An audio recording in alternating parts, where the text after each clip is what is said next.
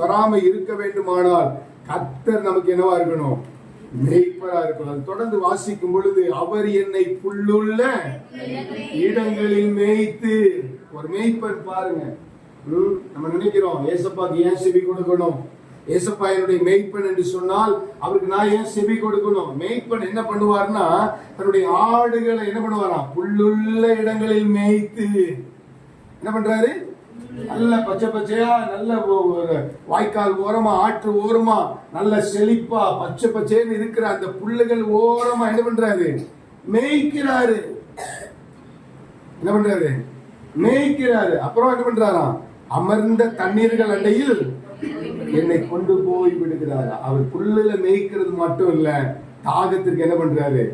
தண்ணீரை கொடுக்கிறவராக இருக்கிறார். அதுக்கப்புறம் என்ன சொல்லுது? அடுத்த வசனம் வாசிங்க. அவரின் ஆத்துமாவை தேற்றி. அவர் எனக்கு ஆகாரம் கொடுக்கிறாரு, எனக்கு தண்ணி கொடுக்கிறாரு. அது மாத்திரமல்ல, என்ன பண்றாராம்? சரீரத்திலும் மேன்மையான ஆத்துமா.